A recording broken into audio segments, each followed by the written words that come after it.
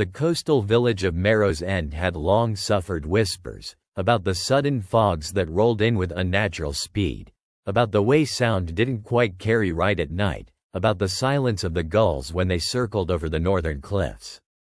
Evie Clarke remembered these stories from her childhood, memories blurred at the edges like saturated photographs.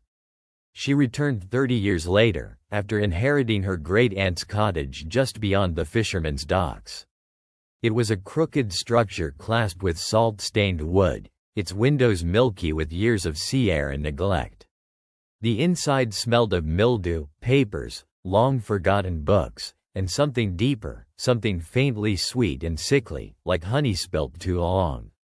Despite the weight of familiarity, or perhaps because of it, Evie felt the peculiar sensation that she was being watched, not from outside, but from within the house itself. She took to walking the village by afternoon, hoping to chase away the unease with soft sand and seafoam. The villagers had changed, older, more sunken somehow, and conversations felt thinner than she remembered. They nodded politely but seemed to withhold something behind clamped mouths and wary eyes. No one ever asked how long she was staying. No invitations were extended, and again, people glanced at the sky when they spoke to her, as if gauging the weather for more than just rain. Back at the cottage, the silence was denser. The floorboards did not creak so much as whisper under her steps.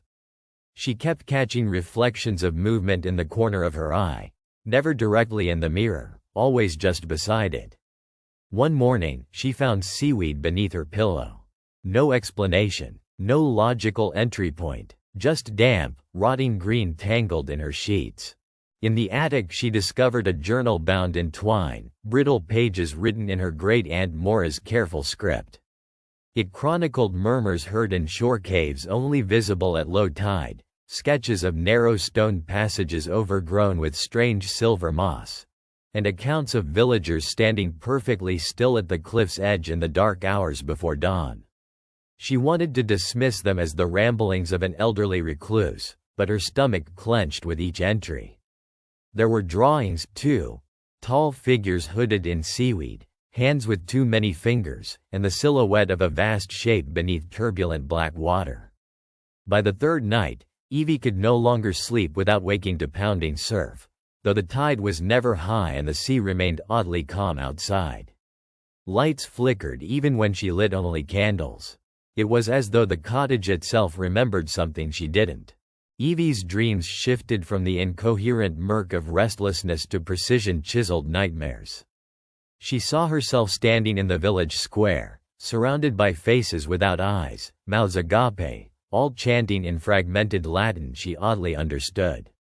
Each time, the bell in the old chapel, a building supposedly out of use for 2 decades, rang 5 times, and she was always pulled eastward, toward the cliffs, like a tide in reverse. In her waking hours, she began losing time. An hour here, an afternoon gone with no remembered moments. Once, she found her hands muddy, her jeans soaked to the thigh, but there'd been no rain, no walk she could recall. The journal began writing itself, pages turning overnight with fresh ink still slick by morning. It addressed her directly. "You are the echo of what began," it read. "You are the return." She decided to confront whatever residue her family had left behind. At dusk, she ventured to the northern cliffs, where the path narrowed between jagged stone and shallow roots clutching at the edge. The sea below barely moved. It was too calm. Perched on the lip of the cliff was an old stone archway, crumbled in parts but unmistakably intentional. Something ritualistic wound through its structure. Carved into the stone were 5 concentric circles, each marked with linework resembling waves, limbs, or vines. It was too abstract to be sure. As night fell, the wind died entirely. No crickets, no distant bells, not even the rustling of the leaves. She stepped through the arch. Everything changed. She could hear whispering beneath the stone.